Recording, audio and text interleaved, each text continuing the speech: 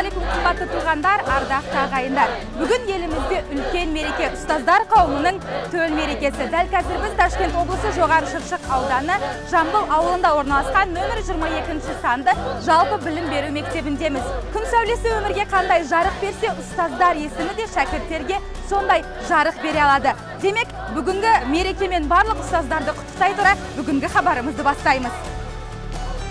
Ұстаз ұлағатты есім. Шәкірттерін білім нәрімен сусындатып, тәлім тәрбие беру, жақсы қасиеттерді бойына дарытып, адамгершілік рухта бағыт-бағдар беруде ұстаздың еңбегі зор. Сондықтан да ол әрдайым қасиетті тұлға ретінде ерекшеленеді.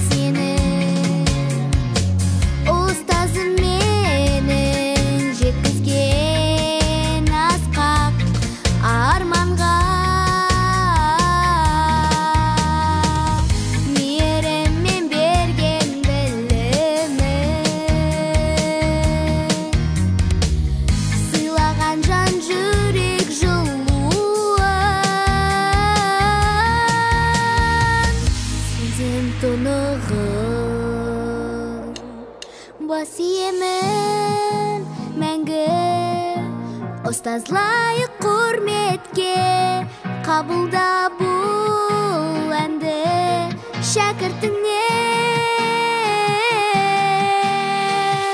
алғысы деп айтқан жүректен. Бас иемін мәңгі, ұстаз лайық құрметке қабылда бұл әнді шәкіртіңнен.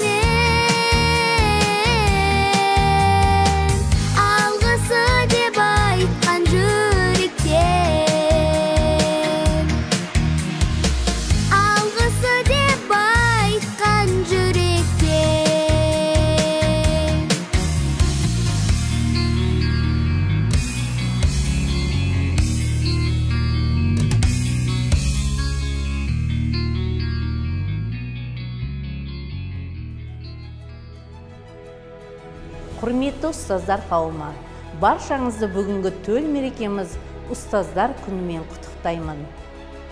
Білімдіден шыққан сөз, талаптыға болсын кез деп, Ұлы Абай атамыз айтқандай, ұстаз әрқашан ілім мен ізгілікті алға қоятын тұлға. Ұстаз болашақ азаматтарды ғана емес, бүкіл болашақ қоғамды қалыптастырады. Олай болса, ұстаздардың еңбегі тек бүгіннің ғана емес, келешектің, болашақтың, жемісін мәпелейтін, қоғамды ілгері бастыратын бірден бір күш екенін аңғарамыз. Құрметті ардагер ұстаздар, сіздер осы мектепте ұзақ жылдар бойы еңбек етіп, талай жастарды қанаттарын қатайтып, үлкен өмірге бір кірпіш болып қалауына бағыттадыңыздар. Сіздердің салған жолдарыңыз осы мектептің бүгінгі ұстаздарымен жалғастырылуда. Қазіргі таңда 22-ші жалпы орта білім беру мектебінде дарынды, әр жақтама талапшыл, істемпаз және ең бастысы жоғары дәрежедегі оқытушы ұстаздар сабақ беріп келуде.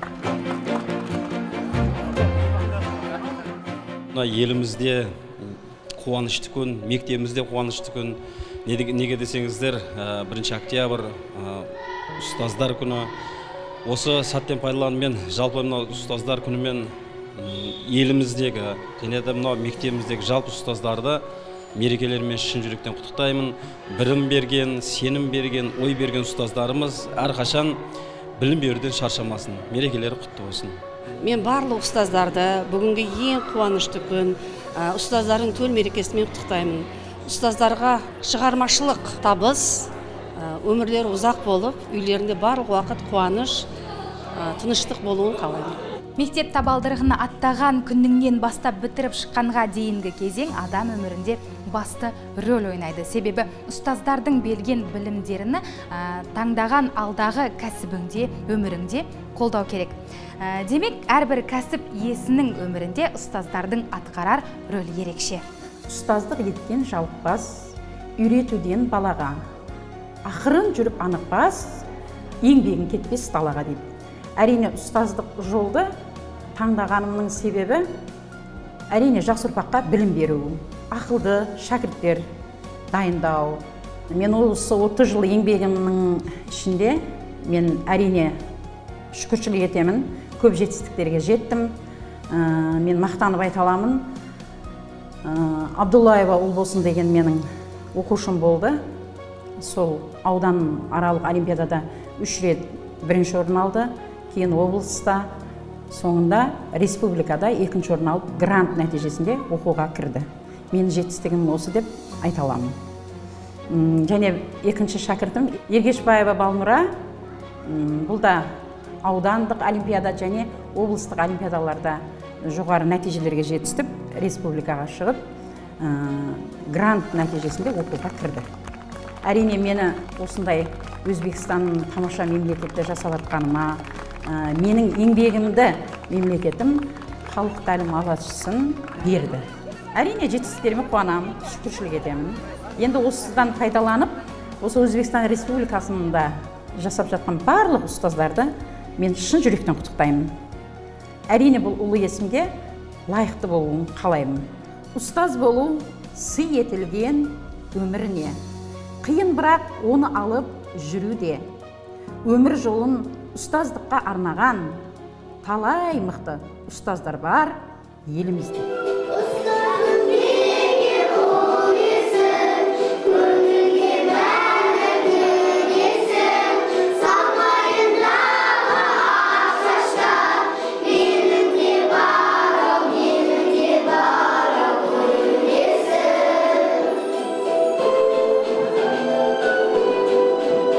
Айжамал апай, мына оқытушылық ұстаздық кәсібін таңдағаныңызға неше жыл болды? 2000 жылы Ташкент педагогика білім жұртын аяқтап, осы мектепке келіп істеп жатқаныма мына Құдай қаласа 20 жыл толып отыр. Осы менің бүлдіршіндерім, 4-ші бүлдіршіндерім осы мектепте 22 жылдан бері жұмыс атқарып отырмын. Бұл балапандарды тәрбиелеуде ұстаздардың еңбегі өте жоғары. Бүгінгі ұстаздар мерекесімен шын жүректен барлық ұстаздарымды құттықтап, олардың ізімен бара жатқаныма өте қуаныштымын. Айжамал апай, осы 2023 басталған жаңа оқу жылының бастапқы жаңалығы неде? Бастауыш сыныптар үшін. 2023-24 оқу жылындағы біздің бастауыш сыныптардағы ең бір маңызды жаңалық бұл информатика пәні мен сайынс пәнінің бізге кіріп келуі. Біз бұл информатика пәні мен сайынс пәнінің кіріп келуінде әлем стандарттарына жауап беретін талапқа сай келетін білімді оқушыларды білім дәрежесін жетілдіруге жеткілікті білім алдық. Бүгінгі таңдағы жаңа оқулықтарымызда, бастауыш сыныптағы жаңа оқулықтарымыздың ерекшелігі ол жерде QR-кодтар және мәтінді аудио мәтіндер берілген. Біз бұл аудио мәтіндер мен QR-кодтардан өте үнемді пайдаланып, жас ұрпаққа білімді тәрбие беруге әбден сенімдіміз. Ұлағатты ұстаздарымызды бүгінгі айтулы мерекесімен шын жүректен құттықтап, оларға жас ұрпақты тәрбиелеуде шаршамай, жақсы ғұмыр, жақсы денсаулықта болуларына тілектеспін. Ташкент облысы Жоғары Шыршық ауданы қазақ ұлттық мәдени орталығы да мерекеден қапы қалмай, өзінің қазақилығын сақтап, дәріптеп келе жатқан мектептің ұстаздарын құттықтап, арнайы сыйлықтарын ұсынды. Бұл мектепте мынау Исаева Гүлнұр апайдың классында тұрмыз. Бұл апайдың қолында оқыған бір оқушы қызымыз Астана қаласында, Қазақстанда халықаралық тіл бойынша сайыста бірінші орынға ие болып, біздің абыройымызды көтеріп келді. Біз дән риза болып, қазақ ұлттық мәдени орталығының атынан бұл апайымызды азғана сый-сияпатпенен құттықтап, сыйлап, оқушыларға өз ниет тілектерімізді бердік. Енді ұстаздарменен тәрбиешілер мерекесін тойлап жатырмыз. Бір күн емес, 2 күн тарихымызда бұндай болған емес. Біз негізінде ұстаздар және тәрбиешілер күнін мақтаның басында өткізетін едік. Мақтаны теріп жүрген жерде істейтін едік. Палау демдеп сол жерде. Міне осы мақта деген заттан біз құтылғанымызға 5 жылдай болып қалды. 5 жылдың ішінде біздің оқушыларымыз 9 ай білім, сапалы білім алу нәтижесі көріне бастады. Біз ойлаушық, баланы жақсы оқытып, жақсы тәрбие берсең, нәтижесі 10 жылдан кейін шығады деп. Жоқ, олай емес екен. 5 жылдың ішінде нәтижесі көріне бастады. Міне Гүлнұр апайымыздың оқушылары жүлдегер болып жатыр. Тек ондай емес, бізде мектептерімізде бітірушілердің 90-100% жоғары оқу орындарына кіріп кетіп жатыр. Оқушыларда жоғары білім алу ынтасы күшейіп жатыр. Егер баяғыдай мақта саясаты болып, біз 9 ай оқудың орнына 6 ай оқып, 3 ай мақтада жүрген болғанымызда, бұл қайда еді? Бұлар жоқ еді. Мен өзім 46 жыл педагогикада жұмыс істегенмін. Мұның бәрін басымнан кешіргенмін. Әзірге мұғалімдерге әуесім келеді. Жағдайлар жаратылған. Сондай шарай жақсы. Тек қана балаларға сапалы білім беру керек. Тек қана балалар осы жердегі Өзбекстандағы 32 ұлтта жасап атқан халықтың барлығының перзенттері мектепте сапалы білім алып, жоғары оқу орындарына түсу керек. Жоғары білімді болса, бүгінгі заман талабымен бүгінгі сай өмір кешіреді деп ойлаймын. Енді мен осы уақыттан пайдаланып, бүгінгі мерекеменен барлық Өзбекстандағы ұстаздар менен тәрбиешілерді тағын бір рет құттықтаймын. Дендері сау болсын, аман болсын.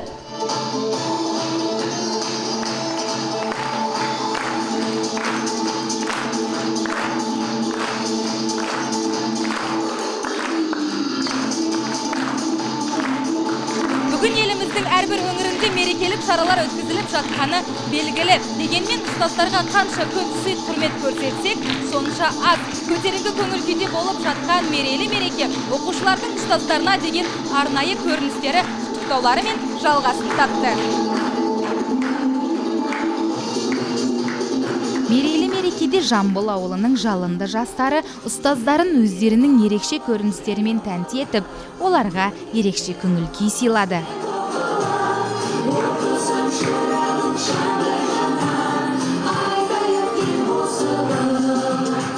Құрметті ұстаздар, біз сіздерді жақсы көреміз, мейрамдарыңызбен. Бастауыш сыныпында істеу өте қызықты. Менің өзімнің қызығып, сүйіп таңдаған мамандығым. Бастауыш оқушылармен істеу өте жақсы. Бастауыш сыныпта қазіргі күнде біз заманауи методикалардан пайдаланып сабақ өтудеміз. Оқушыларымыз да өте қызығады. Сол оқушыларымыздың жемісін көріп біз қуанамыз. Қазіргі кезде де жоғары оқу орындарына түсіп жатқан оқушыларымыз өте көп. Сол оқушылардың жетістігін көріп біз қатты қуанамыз. Міне бұл жыл алғаш рет жұмысқа келдім. Ал математика пәнін таңдағаным себебі мен мектептегі 27-ші мектептегі оқытушым Сабира апай өте дарынды оқытушы болған, бізге өте ұлағатты оқытушы еді, бізге сондай білімдер берген. Мен сол оқытушының арқасында осы математика пәніне қызығып, осы пәнді таңдағанмын. Өзімнің ата-анам да оқытушылар, өзім оқытушылар отбасынан шыққанмын. Соларға қызығып оқытушылық пәнін, яғни математиканы таңдадым. Осы мектепке келгеніме өте қуаныштымын, себебі маған 22-ші орта тәлім мектебінің оқытушылар ұжымы өте ұнайды. Мектептегі оқытушылар өте көңілді, оқушылар оқымысты, өздерінің методикаларын үйретіп, алғаш келгенде қобалжу болады барлығында. Ондайлар да болды. Дегенмен осы оқытушылар маған жол көрсетті, оқушылармен сөйлесуді, қалай сөйлесуді, олардың психологиясын, өзіне тыңдата алуды, өзіне оқушыларды қаратуды, барлығын осы жасы үлкен оқытушылардан үйреніп жатырмын. Осыларға рахмет, осы оқытушыларға маған сонша көмек беріп жатыр, жәрдем беріп жатыр, және осыларға қалай сабақ үйретіп жатыр. 22-ші орта тәлім мектебінің оқытушылар қауымына алғысым шексіз. Білім мен өнер қатар жүрген жерлерде қашанда дарынды әрі талапшыл жастар көп болады. Нөмірі 22-ші санды жалпы білім беру мектебінің ерекшелігінде осында. Бұл жерде ұстаздар оқушыларына өздерінің білім және тәрбиелерімен бірге өнерді де үйретеді екен. Яғни қыздарға тігіншілік кәсібін үйретуді жолға қойған. Қазіргі таңда салт дәстүріміз бен өнерімізді дәріптеп, ұлттық нақыштағы киімдерімізді мақтан етіп, жүзігі алтын болғанша жүзі жарқын болсын деп ой түйетін қазақ қыздарының көбейгені қуантады. Мектептегі жас қыздар өзінің сүйікті ісімен айналысып, тігіншілік өнерін ұстаздарынан үйреніп келеді. Бұл мектепте барлық ұстаздары да жоғары білімге ие, барлығы да тәжірибелі ұстаздар. Бізде жас мұғалім болып келген кезімізде сол тәжірибелі ұстаздардан тәжірибе алмасып, қазіргі күнде өз шәкірттерімізге солармен бөлісіп үйретіп жатырмыз. Тәжірибелеріміздің нәтижесінде жылдан жылға осы мектепті бітірген түлектеріміздің жоғары оқу орнына кіру саны да артып бара жатыр. Бұлар да осы мектептің мұғалімдерінің жетістіктерінің бірі. Құдай қаласа келесі жылдары да тағы да сондай түлектерімізді көбейтеміз. Осы сәттен пайдаланып барша ұстаздарды бүгінгі ұстаздар мерекесімен шын жүрегімнен құттықтаймын. Әйел қандай кәсіп иесі болмасын, ерінің алдында жар, балаларының алдында ана. Жалпы үйде беке, ол қай жерде болмасын, барлық іске бірдей үлгере алатын күшке ие адам. Әрине жанұяда ана болу, әулетті келін болу, тағы да мұғалімдік кәсібін қатар алып бару әйел кісіге үлкен міндет атқарады, үлкен жауапкершілік атқарады. Сондықтан мол қасиет болу керек әйел кісінің бойында. Алдыменен барлық іске, барлық шаруаға үлгеруіміз керек. Мемлекеттің жұмысы болса да, жанұяның жұмысы болса да, сүйген жарымыз дегендей, барлық ағайын туыстың көңілі дегендей, барлығына үлгеруіміз керек. Өзі халықтан алғында бар ғой, әйел кісі бір қолымен бесік тербетеді, бір қолымен әлемді тербетеді деп бостан босқа айтылмаған. Міне осы күнде қолымнан келгенше, уақытым жеткенше осы ауылдың перзенттерін тәрбиелеумен қатар өзімнің жанұямда 4 перзентіме мейірбан анамын, және де осы әулеттің ибалы келіндерінің бірімін. Бүгінгі таңда 3 қыз, бір ұлдың анасы атанып, ұстаздық кәсібімен қоса аналық міндетінде жақсы деңгейде атқарып келе жатқан Гүлнұр апай ауылдың ең жақсы келіндерінің бірі. Көрсеткен қонақ жайлылығының өзі сөзіміздің айқын дәлелі. Ана тылсым күш, ана міндетсіз дос деп босқа айтылмайды. Ананың әрбір айтқан сөзін бала мұқият тыңдау керек.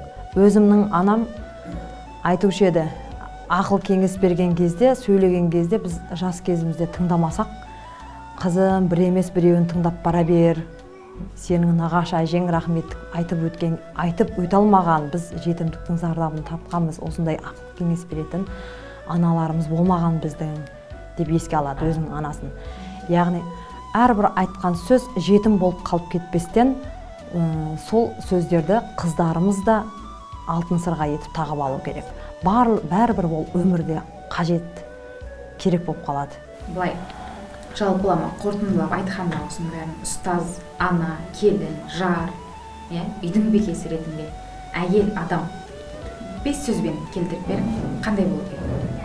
Әйел адамның бойында алдымен инабаттылық, салихалы, сымбатты, ізденімпаз, тағы да жанашыр болу керек.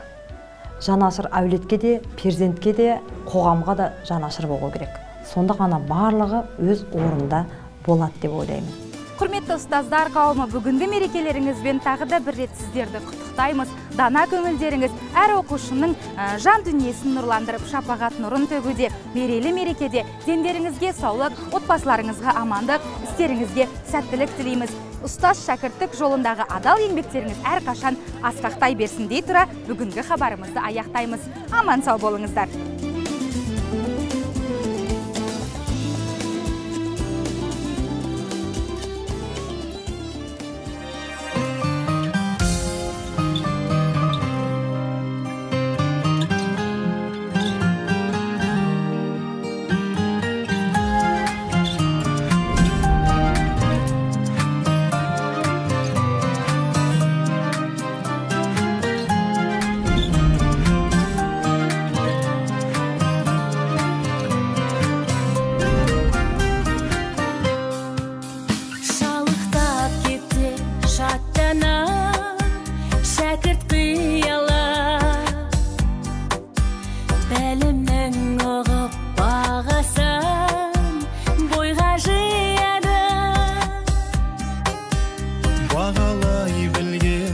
ұстаздар, ардақты жандар,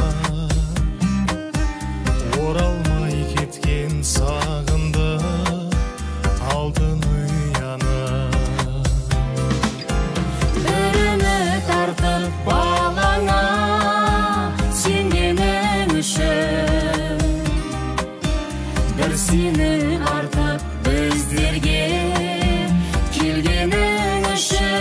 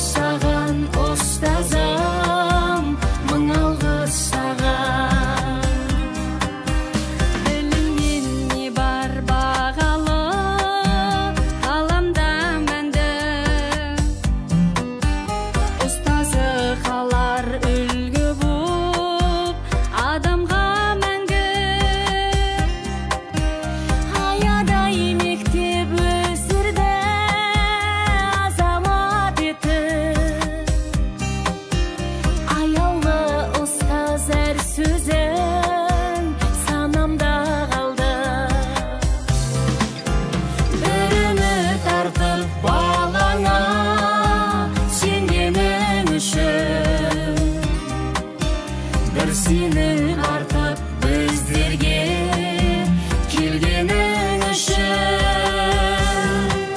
satingdi qiyib bağlığan еңбегің üçün. Мың алғыс саған ұстазым, мың алғыс саған.